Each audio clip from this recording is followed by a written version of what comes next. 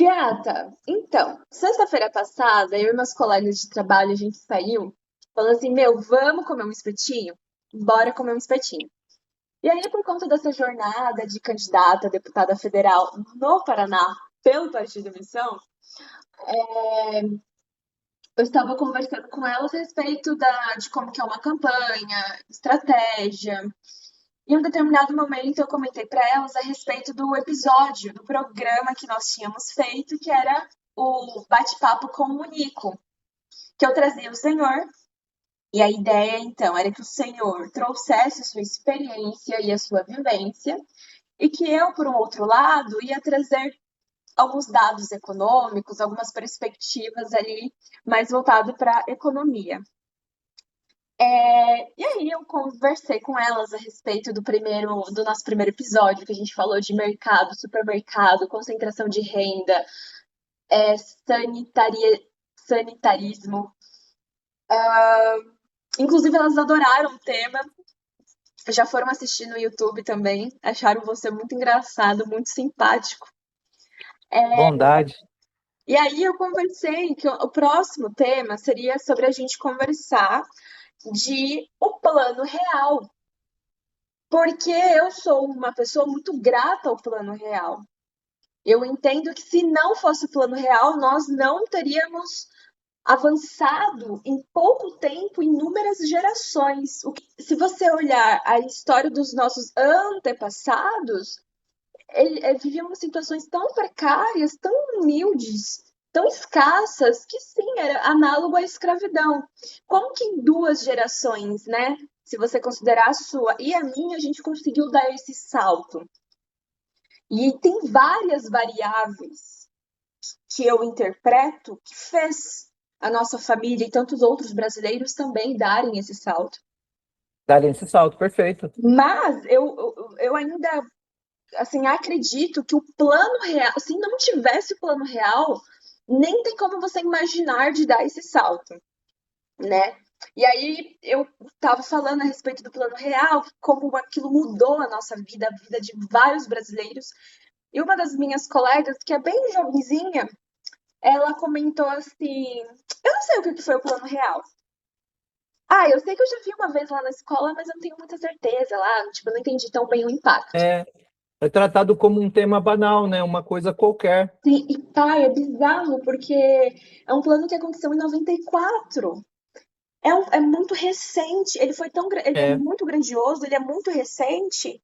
E como que a escola, as famílias não se dão a obrigação e o dever de passar isso para as gerações futuras, até como uma questão de responsabilidade. Mas perfeito. a gente tem uma falha disso no Brasil, né? O senhor muito bem sabe disso. O que é interessante falar, e é óbvio que aí talvez vocês tenham que aprender não pela experimentação. Eu aprendi isso pela experimentação, mas vocês têm que aprender agora pelas histórias, né? Assim, eu acho que tem algumas coisas para se dizer da sua fala. Primeiro, a história vivida é diferente da história contada. E quando você. É, Um grande gênio me disse isso. Quem é mesmo? não é muito gênio, não, mas eu sei quem falou isso para vocês. A história vivida é diferente da história contada. Mas eu ainda acrescento, né? Quem pode aprender com a história contada é uma pessoa feliz. E ainda tem Porque, vantagens, né? porque se você for experimentar tudo na tua vida para você chegar a certas conclusões, poxa vida, você vai perder muito tempo, né? Sim, exatamente. E, e o outro ponto também que eu queria dizer, um dos fatores de eu querer também trazer esse assunto à tona, e o senhor usou o verbo perfeito, é flertar. A gente não tem, né, o mesmo cenário pré-plano real, mas talvez a gente esteja entrando num cenário que o Estado está se endividando tanto que eu não vejo muita outra alternativa senão nós continuarmos tendo inflação a taxas cada vez maiores. Então, hoje a gente já tem inflação, sim, mas é uma taxa que ainda prejudica, mas não prejudica tanto quanto na década de 80 e 90. E se a gente não se conscientizar Se a gente não cobrar os nossos líderes políticos, isso é uma tendência a piorar. Então eu falei, cara, Sim.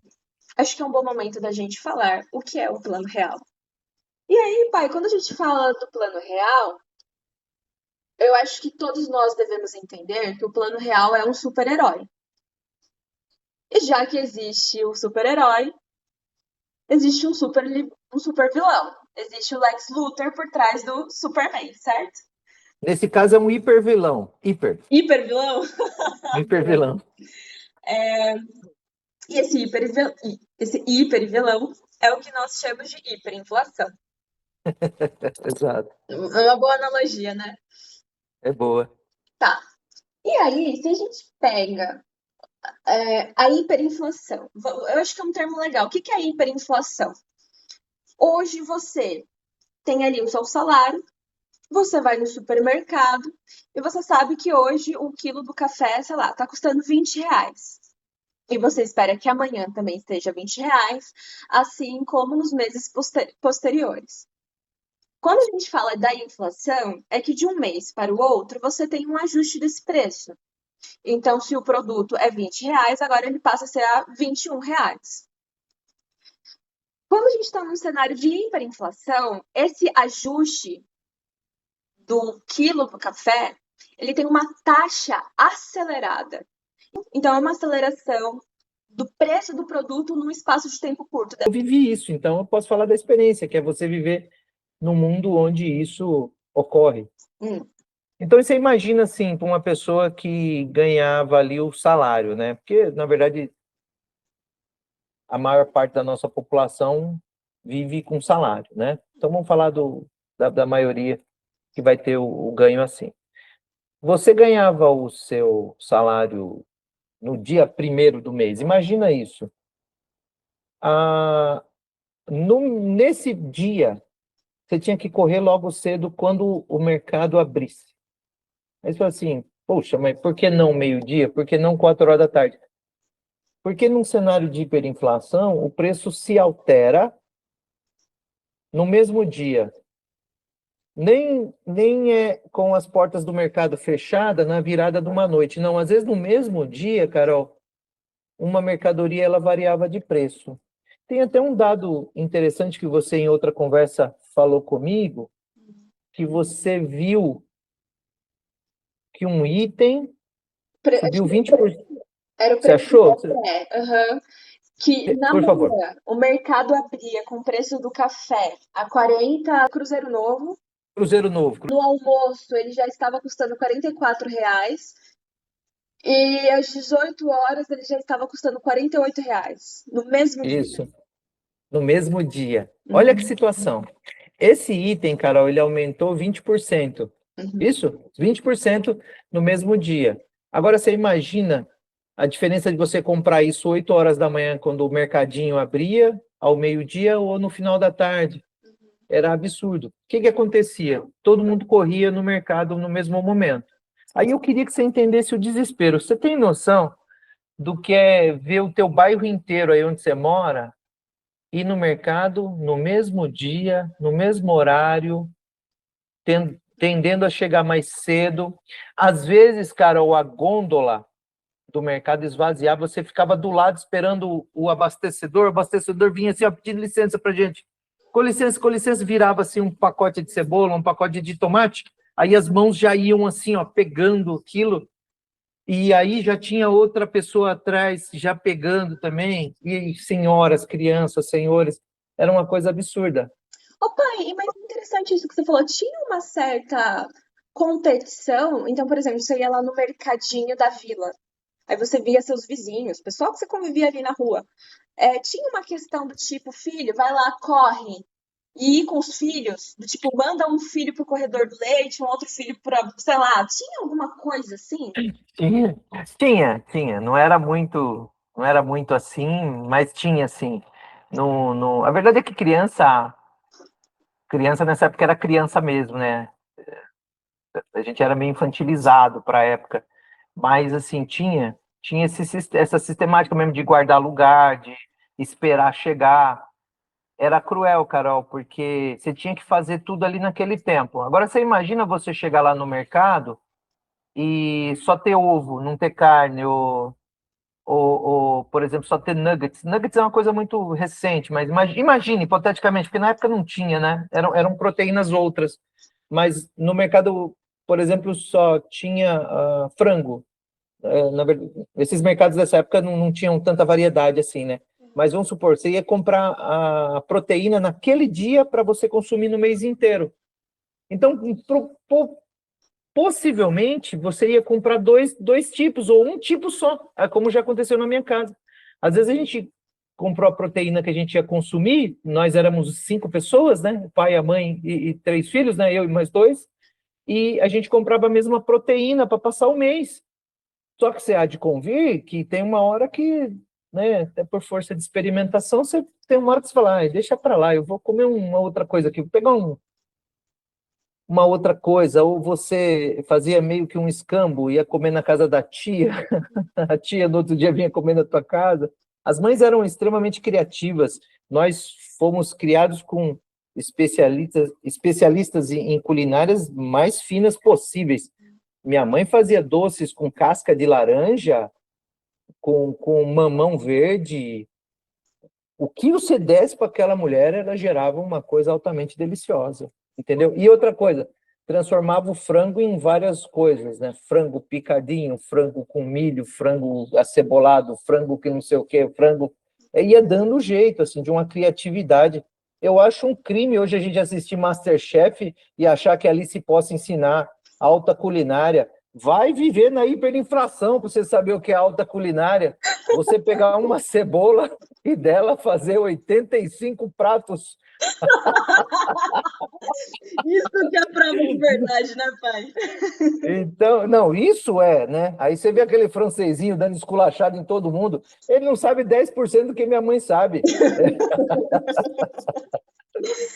Mas eu estou falando assim, Carol, mas isso é uma verdade. Essas mulheres, o que elas rebolaram para passar por... Porque o sistema é muito caótico e muito... Ele é muito doloroso. A criatividade nesses momentos, Carol, tem que ser absurdamente alta. Uhum. Aí o nosso povo é muito forte, inteligente, né? Opa, e aí nessa época, eu imagino que foi difícil essa questão de você recebeu seu salário hoje, você tem que ir no mercado hoje, porque você vai Sim. receber seu salário só daqui 30 dias. Cara, você tem Sim. que estimar num único dia a sua necessidade e a necessidade da sua família por 30 dias. Isso. A gente tá E falando se faltasse, Carol, ficava sem. Não tinha o que fazer, porque existia até uma política de sazonalidade de abastecimento. Então, assim, muitas das vezes, não é que faltavam itens, é que não adiantava você abastecer uma sistemática de itens, porque elas não iam ser consumidas durante um período. Imagina assim, hoje a gente tem sistemas de contenção de alimentos muito melhores que na época, né? Hoje tem freezer, geladeiras, essa caixinha da Tetra Pak, sabe essa caixinha que tem, ela é de papelão por fora, mas por dentro ela tem uma espécie de um alumínio. Sim. Isso é uma coisa muito recente. Por exemplo, o leite, né? Os laticínios, né? Eles vinham em embalagens assim de vidro, como se fosse uma garrafinha de Coca-Cola, ou num saquinho de plástico. E você tinha que consumir ele até 2 ou 3 dias. Não era assim uma coisa tão longeva, não durava tanto. Caramba, pai. Então, por causa da qualidade, né, da manutenção desses itens. Agora você imagina o seguinte, que você tinha que consumir aquilo rápido, não tinha dinheiro para comprar, então não compensava, Carol, você manter aquilo numa gôndola.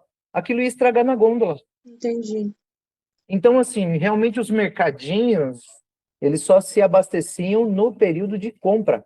Você tinha uma janela ali, inclusive de abastecimento. Faltasse leite, o chinelinho quebrasse, o chinelinho lá, o Havaiana, que era o chinelo bom da época, né? Na verdade era baratinho na época, mas era o melhor que tinha já. Aí você tinha que pegar um preguinho. Essa coisa do preguinho não é pobreza pela pobreza, é a pobreza pelo desabastecimento. Até que talvez a gente tivesse o dinheirinho para comprar outro. Talvez, tá? Tinha muita pobreza na época, né?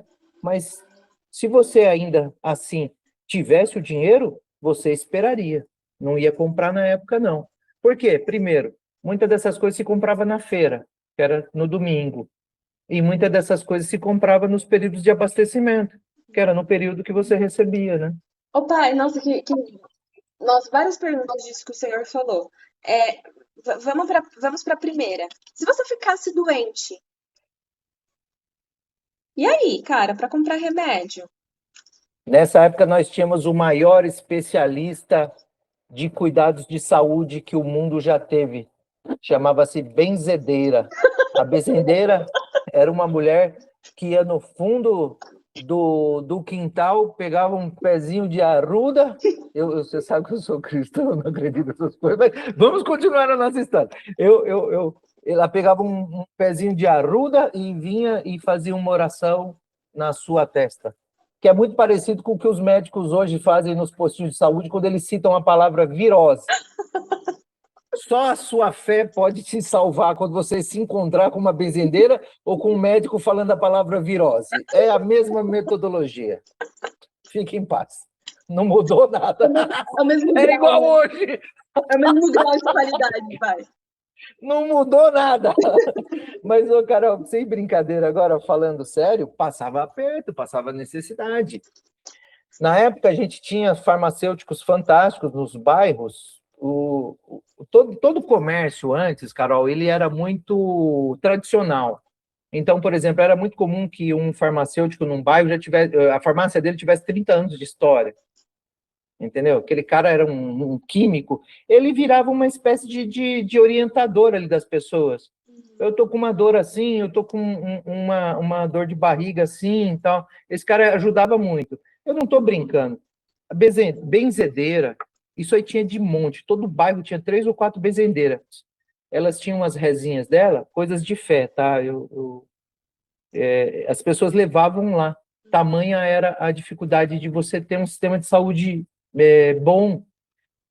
Outra coisa, Carol, que era muito comum na época, parteira. Eu já nasci em hospital, mas eu tive primos levemente os mais velhos que nasceram de parteira dentro de casa. Caramba, pai. Os seus avós, nenhum nasceu em hospital. O seu avô João, sua avó Rosa, nasceram de parteira. A gente estava perdendo dinheiro com essa sistemática de hiperinflação e o povo dando o jeito dele de atravessar esse momento, né? Olha, eu vou falar a verdade para você, eu ainda não consegui refletir o que foi esse momento, de verdade. Foi muito pior do que eu fico fazendo graça, fico aqui brincando, falando de gente que morreu, de gente que não sei o quê, de gravidez. Você tem noção o que era esse compilado de situações ali, Carol? Todas no mesmo momento, todas no mesmo. O cara trabalhar o mês inteiro, ver faltar coisa para a família dele. Se ele tem o dinheiro, não tem nem onde consumir. Era uma coisa assim caótica de um jeito, né? Vamos rir aqui, mas a gente tá rindo de coisas absurdamente difíceis para o momento, né? Não, com certeza. É que a gente tem esse perfil saísta, né, pai? Eu acho que É. Mas eu vou falar a verdade, isso, se não servir para a gente aprender com o fato e não servir para a gente rir do fato, então não serve para mais nada, sim. né? E aí, agora há pouco, o senhor falou a respeito de desabastecimento do mercado. Isso. Então, assim, ao longo desse mês, na época que não era a época de compra, você poderia entrar no mercado e muitos produtos eles poderiam não ter. As gôndolas poderiam Não, estar vazias. É isso. não tinha mesmo. Tá bom. Primeiro que, tipo assim, sabe uma coisa que já nem tinha, Carol? Variedade. Bolacha. Era água e sal e maisena. Bolacha recheada? Você é louco. Eu fui ver bolacha recheada, eu tinha 15 anos, na casa do Gordo. Você sabe o meu amigo Gordo? Nós roubamos umas bolachinhas na casa dele lá. O Gordo já tinha um padrão de vida bem melhorzinho, né? O gordo era playboyzinho? O Gordo era riquinho, né? O pai dele tinha boa profissão, era ferramenteiro. O Gordo morava num lugar bacana, Ah, bem amiguinho da gente, né? Um dia nós entramos na despensa dele lá, tinha bolacha recheada. Cada um pegou uma, escondeu na mochila e saiu fora. Lembra que eu falei para você, como é que é a palavra que você usou? Você falou errado aí, que a gente, eu te corrigi. Antecedência. Antecedência que Antecedentes. Esses são meus antecedentes. Eu roubei uma bolacha na casa do gordo. meu amigo da vida. Coisa de moleque traquina sem vergonha, né? Nossa, Meu Deus do céu. Ai, que vergonha. Ele vai ver esse vídeo. ele vai, não tenho dúvida. Eu vou marcar ele nesse vídeo. Aí, gordo. A marca falou, você foi citado aqui, Fala, filho da mãe. gordo, meu pai tá devendo uma bolacha traquina pra você, gordo. Ele roubou. Eu tô mesmo. Mas tinha coisas que impactavam a questão do seu desejo. Vou dar uns exemplos aqui, tá? Não sei. Um Danone, um Cheetos, uma Coca. Uma Coca Cheetos, o que é Cheetos, gelada, cara? frango. Eu sei o que é Cheetos, mas eu fui comer Cheetos e eu já tinha quase 25 anos. Nossa, parecia muito pobre, cara. Não, não é pobre. Carol, isso não era. Não era. Não tinha, Não era. não tinha pra falar que esse Não coisa era tinha, não tinha curiosidade. Eu vou te contar uma história que vai te elucidar o que é isso. pobre. Porque proteína a gente tinha uma leve lembrança que era proteína. Muitas das vezes a gente comia uma carne num final de semana. Na semana, às vezes, você atravessava a semana inteira, às vezes com um ovinho, às vezes com. Eu vou falar assim da minha casa, né? Eu creio que outras casas foram assim também, mas assim, eu tinha amigo que às vezes começava a faltar comida na casa dele e começava a comer fubá. O fubá, você faz a polenta, você faz mingau. Então, assim, o cara tinha ali a mãe dele comprava uma saca de fubá e ele tinha que comer aquele fubazinho. No comecinho do mês, colocava lá alguma coisinha que enfeitava o fubá, uma carninha moída, um franguinho desfiado. Aí depois aquilo ia acabando, no finalzinho estava comendo quase que o fubá. Essa pessoa, é óbvio que isso dá dificuldade até cognitiva na pessoa, Carol, sobretudo numa criança que está crescendo. Aí você fala assim, nossa, rapaz, você está falando... Carol, foi aqui em São Paulo. Não estava muito longe do centro de São Paulo, não. Já morava na periferia, né? Mas, assim, meu pai trabalhava, minha mãe não trabalhava porque era da época, as mulheres não trabalhavam fora, né? Mas, assim, era mais ou menos o que todo mundo vivia. Eu vou te contar uma história. A gente tinha uma leve impressão do que era proteína, porque de vez em quando, um domingo lá, você pegava um pedacinho do peito do frango, mas pequeno mesmo, né? Não era assim, de vez em quando uma carne, alguma coisa do tipo. Proteína era ovo. A gente lá em casa a gente comia muito pepino como guarnição, né? Pepino, arroz e feijão e tomate, arroz e feijão. Caramba. Tomate em casa sempre foi, a gente tratava como mistura, né? Que é o que a gente chama de proteína hoje, mas não é, é um legume, né? E por isso que éramos lindinhos e magrinhos. Aí uma vez, Carol, eu e um amigo querido, o Anderson, Jack, o apelido dele era Jack. Jack? Sim. O O Jack Jack já aconteceu. levou o Axel junto com você? Ah, Carol, você está contando muito dos meus crimes hoje, mas o Jack, a gente roubou um pato, esse pato virou nosso amigo depois. Carol, muito crime para esse vídeo, você tem que tomar cuidado com isso. Eu posso cortar, Mas a eu gente acho. fez uma traquinagem lá e roubou um pato que era o Axel, ele virou nosso amigão lá. O Axel Meu, eu andava com a gente adoro o por cima e para Axel. baixo. Eu tinha que escrever um livro só em homenagem ao Axel. O que esse pato já fez na minha imaginação de criança? Meu, a gente gostava do Guns N' Roses, chamou o pato de Axel, meu. Puta, vou te falar, viu, cada uma. Mas vamos continuar, senão isso aqui não vai. E uma vez a gente fez, eu e o Anderson, a gente fez um trabalho, e a gente não sabia que o trabalho era remunerado. A gente foi ajudar um senhorzinho lá, ele pegou e deu uma grana pra gente, né? A gente olhou assim aquela grana, falou, era muito dinheiro para uma criança, né? A gente era criancinha ali de 10, 11 anos, alguma coisa assim. A gente olhou um para a cara do outro e falou, aí começamos a conjecturar, né? Isso aí dá para comprar o quê, né? Tal, não sei o quê. Carol, sabe o que a gente fez, meu? Teve uma hora que acho que começamos a pensar, o que a gente tem vontade de fazer, né? Que isso aqui dá. Já tinha os frangos de padaria, que era uma coisa refinada também. As pessoas compravam um franguinho, mais ou menos como se faz hoje, né? A gente compra aquele franguinho de padaria no domingo, ali, quando tá com preguicinha de cozinhar, faz só um arroz e manda aquele franguinho, né?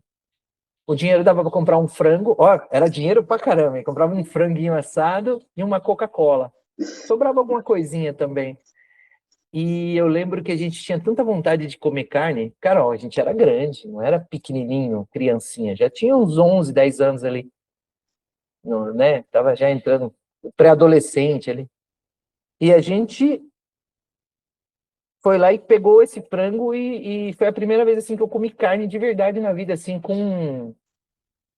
E foi escondidinho. Entramos na garagem do pai dele lá.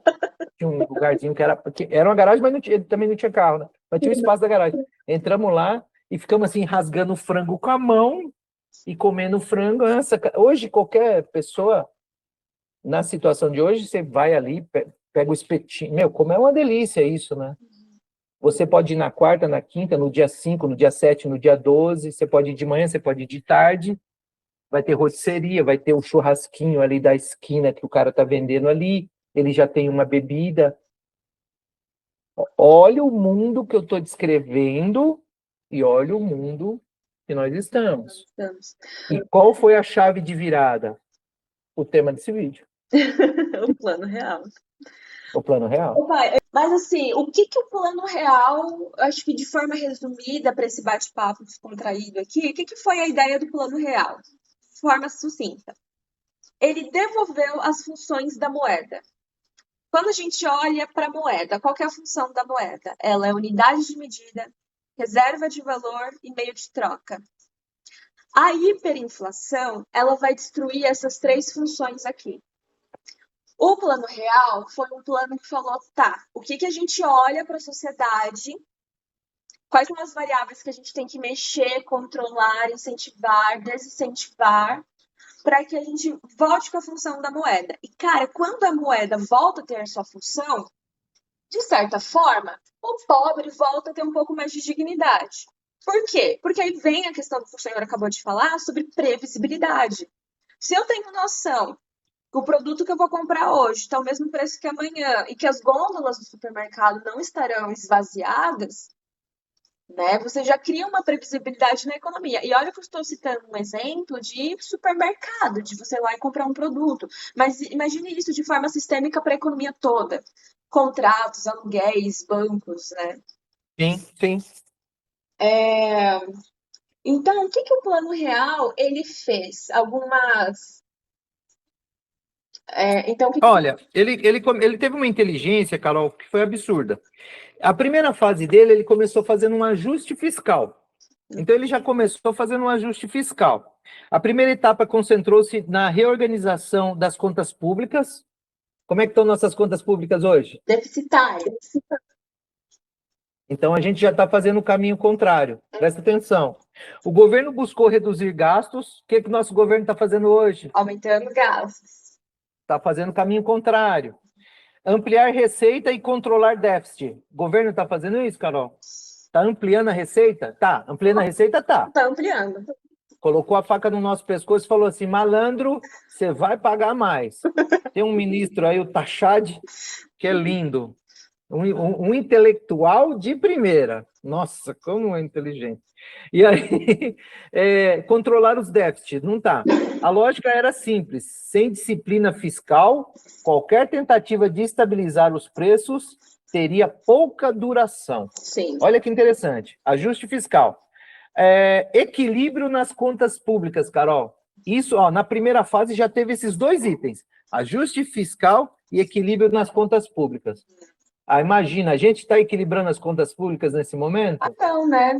A gente tem os... Carol, as ações que a gente teve naquele momento, que colocou o Brasil nessa punjância que viveu aí nos últimos 30 anos, e você tem perto disso de idade, você viveu nesse mundo.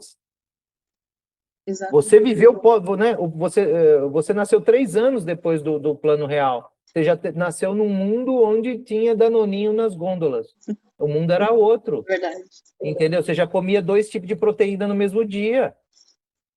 Entendeu? Eu tinha um amigo pato. Então, essa foi a primeira fase, ajuste fiscal e equilíbrio das contas públicas. Posso falar o que aconteceu na segunda fase? Prossiga. Criação da URV, Nossa, Unidade Real de Valor. isso foi muito genial, muito genial. Isso foi. E outra coisa, teve a criação, teve a funcionalidade, que ela foi muito gradual, foi feito paulatinamente, para a pessoa não desconfiar e vir junto.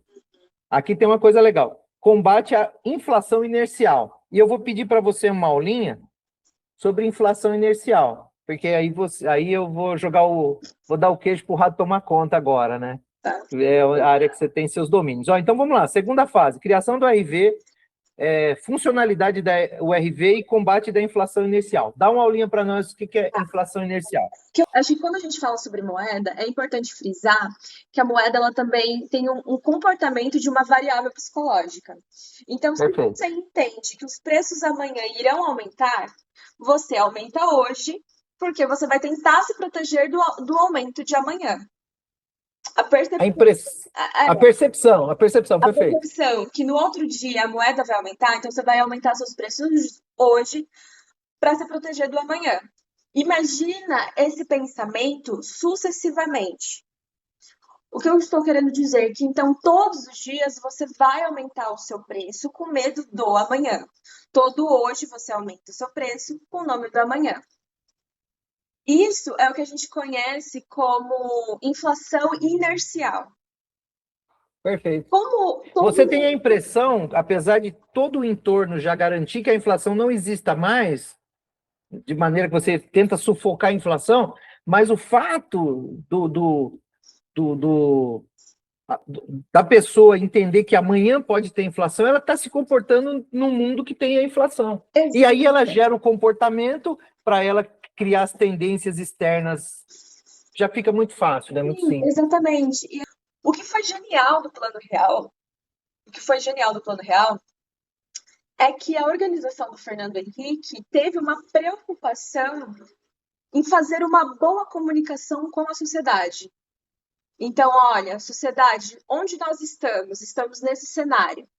Estamos nesse... Carol, e não foi só a comunicação, ele deu tempo para o pessoal ter entendimento. Sim. E aí, essa questão da inflação inercial, quando você tem uma política pública bem informada, não sei se eu posso dizer política pública ou política monetária, mas vamos lá, quando você tem uma política que ela é bem informada e bem conscientizada, você estava assim, conscientizando as pessoas e reduzindo a inflação inercial. Então, isso também foi uma grande sacada do Fernando Henrique, que claro. Precisamos informar as pessoas, elas precisam entender onde elas estão e para onde elas vão. Para mim, essa foi a grande sacada.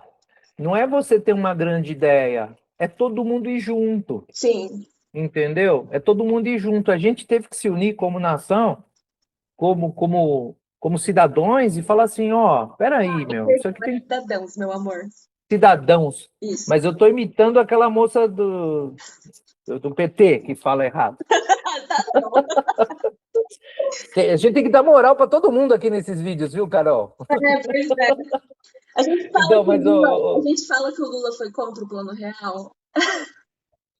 E foi, hein? E foi. Foi. Criticava bastante o Fernando Henrique na época. Ele era danado. Porque, na verdade, assim, ele sempre quis ser oposição. Em tudo que era situação, ele descia a porrada, né? Então, assim, mas, perdão aí o erro de português, haverão outros, viu? Então, não, né? Escola pública, não tem o que fazer. Aí deixa eu te falar. Aí essa foi a grande sacada, todo mundo foi junto. Os cidadãos e os cidadãos, foi todo mundo. Até os que não sabiam falar, foi. Mas por quê? Porque foi muito bem feito e foi feito paulatinamente, para dar tempo da pessoa acostumar. Quem estava assustado deixou de estar e foi indo. E teve um momento que eles começaram a não dar valor mais àquela indexação que era maluca. Porque tinha uma indexação que era maluca. E outra que ficou atrelada ao dólar, ela estabilizou. Essa que ficou atrelada ao dólar foi a URV. E tinha uma outra malucona que ela estava aqui, movimentando para tudo que era lado, e uma indexada no dólar, o RV, indexada no dólar, que ela não variava. Só que ela não variava de uma maneira muito bacana. Os nossos economistas, os grandes economistas da época lá, eles mantiveram ela assim, dando uma forçadinha mercadológica. E aí a população ganhou confiança. Ó, só para Foi muito legal. Não, foi genial. E só para explicar um pouco como que funcionava essa questão do URV, que foi basicamente um truque psicológico. Explicando um pouco, então, como que funcionava essa questão da URV. A moeda, na época, era o Cruzeiro Real. Então, a moeda que estava contaminada era o Cruzeiro Real. Então, se você tinha, sei lá, um litro, eu vou dar um exemplo hipotético, você tinha um litro de leite que estava R$ 600 na segunda, na terça 630, na quarta 660, você precificava como Cruzeiro Real, mas você também convertia no URV. A ideia do URV é que agora você tinha uma estabilidade, né? Perfeito. Então, você conscientizava as pessoas que a ancoragem delas, nossa, essa palavra foi muito bem-vinda agora. Então, você conscientizava as pessoas que a ancoragem delas não deveria ser mais numa moeda que estava doente, e sim numa unidade de conversão que estava saudável. Então, Exato. no Cruzeiro Real, o seu produto era inflacionado, hiperinflacionado, mas não, o RV não era. Então, e aquilo ia criando ali uma ideia do tipo, não está alterando o preço, está se mantendo. E aí você gera Perfeito. previsibilidade. Coisa muito legal, precisa ser dita. Quando mudou essa URV para real, era unidade real de valor, né? Essa é a sigla da URV. Quando tirou essa URV e virou real, todo mundo sacou que era a mesma coisa. Falou, não, é o mesmo URV, só mudou de nome, né? A gente estava usando o apelido e agora vai chamar pelo nome certo. Carol, foi tão sutil, ninguém nem percebeu. Sério? O Jornal Nacional anunciou, entra em vigor o real. Ué, mas não, é o RV, com nome legalzinho. É o RV que escovou os dentes. Não, então beleza, vamos para cima. Ninguém se assustou. A gente já tinha costume, já estava usando a moeda, já tinha se adaptado. Estava todo mundo já ganhando ali o seu dinheirinho, tá? E aí, pai, alguns benefícios do plano real para a população. Posso falando, o senhor vai comentando? Por favor, filho. Tá, então, olha, benefícios do plano real para a população, que afetou especialmente as famílias de baixa renda, que são as maiores vítimas da hiperinflação.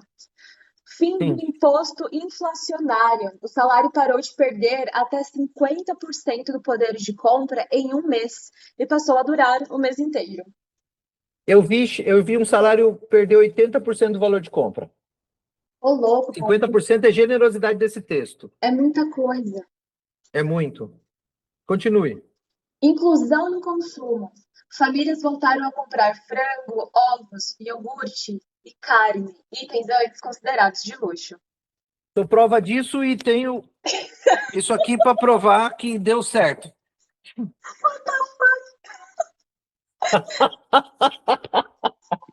Nossa, essa aqui A eu barriguinha gosto. cresceu. Essa aqui eu gosto. Volta do crédito parcelado. Quem não tem aí um carnê nas Isso foi fenomenal, Carol. Se você permitir um comentário, a gente não conseguia nem consumir coisas numa sazonalidade, né, entre o começo do mês, o entremeio do mês. Agora, você tem noção de você ter uma abertura de crédito, de você não conseguia comprar coisas pequenas que você tinha o dinheiro, uma Havaiana. 2 anos depois, você conseguia comprar um computador. Tinha os computadores da IBM na época, não eram bons como os que tem hoje, mas era vanguarda da tecnologia. E daqui a pouco começaram a vir celulares logo bem um pouco tempo depois. Eram uns quadradões, mas a gente já conseguia financiar. Por quê? Porque você sabia quanto você ganhava, você sabia quanto você tinha uma previsibilidade, então as pessoas conseguiam financiar coisas. Ainda era um sistema muito ruim perto do que se tem hoje. Não tinha cartão de crédito, muito cheque predatado. Tinha um negócio chamado cheque predatado. Você dava o cheque pro cara, falava assim, mês que vem eu vou ganhar um dinheiro, toma aqui esse cheque, depois você vai lá no banco e você tira um dinheiro da minha conta. Você nunca nem segurou um cheque na mão, né? Pai, Você não sim, sabe o que é cheque? eu já vi você com cheque, já peguei na mão. Ah, tá. Nunca usei. Nossa, devia ser muito novinha. Uhum. Conta. Fim do desespero nos mercados. Acabou a figura do remarcador e as filas de compra do mês, no dia do pagamento. Meu Deus, meu Deus. Você não sabe o que era aquilo. Aquilo era Ir desesperador. no mercado no dia do Natal, ou na véspera do Natal, é pior. Ah, não ia. Não, não, era muito difícil. Eu tô falando assim, a desgraça era tão ruim quanto ir no mercado em véspera de Natal. A comparação foi perfeita. É isso mesmo, era aquilo. Só que aquela era a nossa vida. Oh. Produtos importados. A abertura comercial baixou preços de carros, eletrônicos e brinquedos ao forçar a concorrência. Não só, aumentou a qualidade também. Foi ótimo. É, Ainda teve um ganho de qualidade assim absurda, porque a nossa produção nacional era muito medíocre, né? Era muito artesanal. A gente ganhou áreas de qualidade, de alta produtividade. Isso aí fez chegar em produtos maravilhosos com preços baixos para nós aqui. e por fim, estabilidade para planejar. Famílias puderam poupar e planejar o futuro, sabendo que o dinheiro manteria seu valor. Perfeito. Dava para você aumentar a casa, dava para você investir na educação das crianças, dava para fazer tudo isso. Eu não sei o que eu teria feito para criar você se fosse naquela outra época. Muito provavelmente a gente teria que seguir aquela cartilhazinha que já era oriunda, assim. Meu bisavô, meu avô, meu pai, chegou em mim. A mesma cartilhazinha. Se trabalhar, ter os filhinhos, ir para a igrejinha, sabe aquela historinha? Com esse equilíbrio, o mundo ganhou áreas de outras possibilidades. Boas, ruins, mas pelo menos vocês tiveram a opção de ter a escolha, você entende? Sim. Opa, eu acho que essa parte que ela me pega bastante, porque tanto o senhor quanto a mãe, vocês tiveram que fazer muitos sacrifícios, né, pra gente conseguir juntar um dinheirinho, algo assim do tipo, e vocês conseguirem pagar tudo que vocês pagaram pra mim. Escola particular, línguas, né, idiomas, foi o inglês, foi o espanhol, foi um pouquinho do alemão. Cara, se não tivesse sido esse investimento na base, eu não ia estar aqui. Porque o Estado não dá. A escola pública brasileira ela é de péssima qualidade. Eu sei, eu estudei lá, eu falo errado.